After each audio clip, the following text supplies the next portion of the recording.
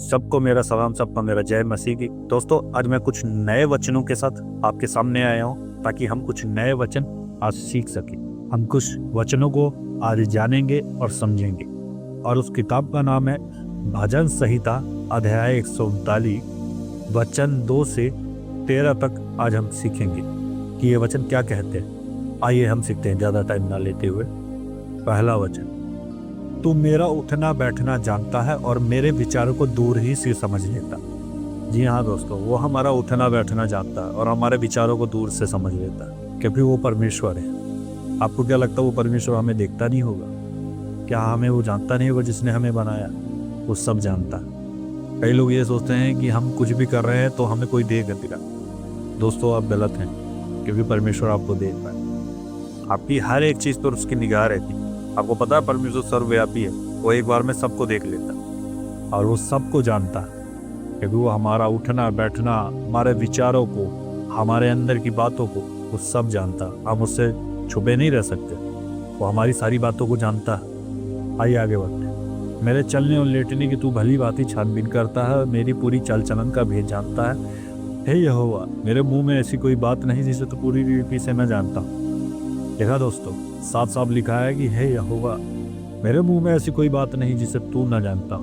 चाहे वो चाल चलन हो, चाहे वो मेरे चलने लेटने उठने बैठने, सबको वो समझता और जानता, और हमारे ऊपर उसकी निगाह रहती है। वो अपने धर्मी व्यक्तियों पर निगाह रखता, अधर्मियों पे तो रखता ही रखता है, साथ में धर्मियों पे भी रखता है। तो ये मत सोचें कि परमेश्वर हमें देख नहीं रहा। परमेश्वर हमें देख रहा। आप कुछ भी बंद कमरे में करें या कहीं ये सोचकर करें कि कोई देख ना ले, कोई हमें देख ना ले, आपको पता है आप इंसानों से तो बच जाएं, आप उस खुदा से नहीं बचेंगे जिसने पूरी दुनिया को बनाया। और लोग उल्टा करते हैं। लोग सोचते हैं कि धरती पे जो इंसान है उनसे बच निकलो तो हम बच ही जाएंगे। आपको किसने कहा कि इंसानों से आपको बच कर रहना? आपको तो बच के रहना है ऊपर वाले से। न्याय तो उसने करना है आपका। धरती पे इंसानों ने थोड़ी न्याय करना है आपका। वो ज़्यादा से ज़्यादा आपकी हरकतों पे आपको 2-4 बातें बोल देंगे या मार देंगे।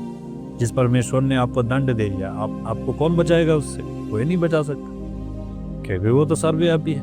वो तो सब कुछ जानता। आप बच नहीं सकते। आपको क्या लगता है आप पाप कर रहे तो आप बच जाओ? नहीं मेरे दोस्त, आप नहीं बचे। वो सब कुछ जानता है। जिसने हमें बनाया ना, वो हमारे बारे में सब कुछ जानता है। हम सोचते हैं जो कुछ करेंगे हमें कहीं कोई व्यक्ति ना देख ले कुछ भी करते हुए, पर आपको पता है आपको कोई ऊपर से देख रहा होगा। आपके अंदर उसका भय नहीं है, पर एक दिन जब आपकी चिट्ठी को खोला जाएगा तो आप फंस जाओ, फिर आप शर्मिंदे हो जाओ। और नीचे का वचन साफ साफ कहता है कि तूने मुझे आगे पीछे से घेर रखा है और अपना हाथ मुझ पर रखे रहता है। यहाँ पे दरअसल बात हो रही है दाऊद की। ये दाऊद कह रहा है परमेश्वर से कि हे परमेश्वर, तूने मुझे आगे पीछे से घेर रखा है और तू मुझे जानता है। जब आप पढ़ेंगे तो आपको पता लगेगा कि दाऊद से बहुत बड़ा पाप हो गया था, जिसके कारण वो एकदम निराश हो गया और वो परेशान रहने लग गया। और उसके बाद उसकी आत्मा ने उसको झकझोरा कि उससे बहुत बड़ी गलती हो गई, जिसके लिए वो यहाँ पश्चाताप कर रहा है। और वो ऐसा पश्चाताप कर रहा है जो आज के व्यक्ति को भी करना चाहिए कि वो कर क्या अपनी लाइफ। हमें बच के रहना है दोस्त। परमेश्वर सब कुछ जानता है। आइए हम अगले वचन पे बढ़ते हैं। मैं तेरे आत्मा से भागकर किधर जाऊं, वह तेरे सामने से किधर भागूं? यदि मैं आकाश पर चढ़ूं तो तू वहाँ है, यदि मैं अपना बिछौना अधोलोक में बिछाऊं तो वहाँ भी तू है। मेरे मन का स्वामी तो तू है। तूने मुझे माता के गर्भ में रचा है। मेरे दोस्त, जिसने आपकी माता के गर्भ में आपको बनाया, वो आपका सब कुछ जानता है। आप ये मत सोचिए कि वो नहीं जानता। आप उससे कहीं भाग कर जा भी नहीं सकते। आप बहुत बड़ी गलतफहमी में कि वो नहीं जानता। वचन साफ साफ कह रहा है कि मैं तेरे आत्मा से भाग कर किधर जाऊं, वह तेरे सामने से किधर भागूं? यदि मैं आकाश पर चढ़ूं तो तू वहाँ है, यदि मैं अपना बिछौना अधोलोक में बिछाऊं तो वहाँ भी तू है।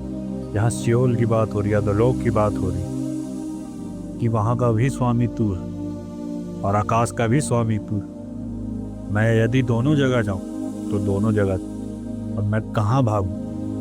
इसके आगे तो कोई जगह भी नहीं है कि मैं चला जाऊं। दोस्तों, वो परमेश्वर जानता है। परमेश्वर सब कुछ जानता है।